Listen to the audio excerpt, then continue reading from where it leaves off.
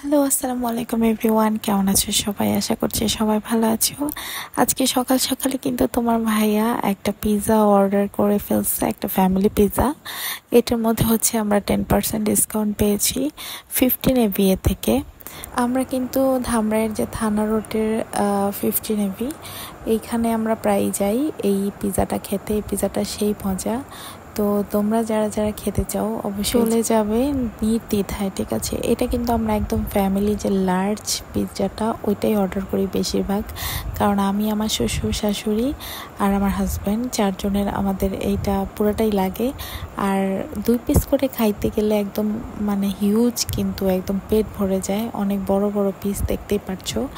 তো এটাতে কিন্তু আমাদের চারজনের মানে ডিনার বা লাঞ্চ বা ব্রেকফাস্ট যে কোনো একটা হয়ে যায়, ঠিক আছে? তো আমরা এটা হচ্ছে আজকে ব্রেকফাস্ট করতেছি। ব্রেকফাস্টের পরেই আমাদের পাশেই যে একটা মাঠের মতো আছে সেখানে চলে গেছি। তো এখানে গিয়ে কিন্তু এই ভেড়ার পালটা দেখে আমার খুবই ভালো লাগতেছিল, তাই ভাবলাম যে একটু শেয়ার করি তোমাদের সাথে। তো দেখো বাচ্চাগুলা কি কিউট। যখন কোনো কিছুর বাচ্চা হয় আসলে ওগুলো সবই কিউট হয়। তারপরে কিন্তু আমরা আমাদের খালা শাশুড়ি বাড়িতে চলে গেছিলাম। আজকে কিন্তু গাছে উঠে পেয়ারা পেরেছি। তো আমি যখন গাছে উঠতেছিলাম তখন আমার শ্বশুর বাড়ির যে মানুষ তারা কিন্তু সবাই অবাক হচ্ছিল। তারা বলতেছিল তুমি গাছে উঠতে পারো? পরে আমি বললাম যে হ্যাঁ, গাছে আগে তো ছোটবেলা উঠছি। তো এখন তো হেলদি হয়ে গেছে, এখন তো গাছে তেমন উঠতে পারি না। তো জাইনও কিন্তু গেছে আমার খালা শাশুড়ির পুকুরের পাড়ে কিন্তু এই গাছগুলো পেয়ারার। তো আমার যে ননাস, সে আমাকে বলতেছিল যে ভাবি চলো আমরা এখন গাছ থেকে পেয়ারা পারি। তো আমি কিন্তু ওর সাথে চলে গেছি। তো আমার ননাসও কিন্তু উঠেছে।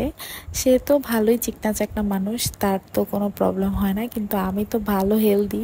তো আমি কি করতেছিলাম, চিন্তা করতেছিলাম যে এই পেয়ারা গাছ না ভেঙে পড়ে, আমি না পুকুরের মধ্যে পড়েই যাই। তো আমি তেমন একটা সুইমিং করতেও পারি না।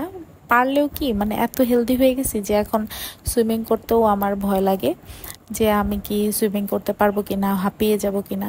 তো এখানে যখন পেয়ারার গাছতে উঠতেছিলাম তখন আমি ভয় পাইতেছিলাম যে আমি না পড়ে যাই পুকুরের মধ্যে। তো ওদের এই পুকুরের মধ্যে কিন্তু প্রত্যেক বছরই হচ্ছে মাছ ধরে। তো এইবার যখন মাছ ধরবে আমি সেটা তোমাদের সাথে শেয়ার করব। তো দেখো আমি কিন্তু গাছে উঠলাম লাফ দিয়ে।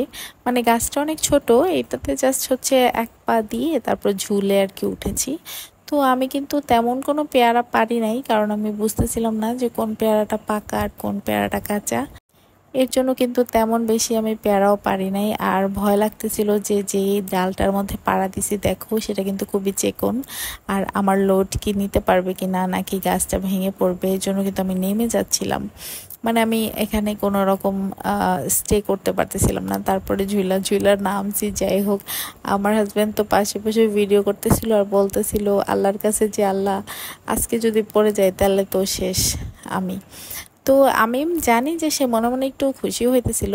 যাই হোক, জাইনও কিন্তু খুব খুশি দেখো। আর আজকের ব্লগটা এই পর্যন্তই। সবাই ভালো থাকবে, সুস্থ থাকবে, আর আমার নেক্সট ব্লগ দেখার জন্য বিকেলে ওয়েট করবে, কারণ বিকেলে আজকে একটা নতুন ব্লগ দিব। সেটা তোমরা 8টা 9টার মধ্যে পেয়ে যাবে। আল্লাহ হাফেজ।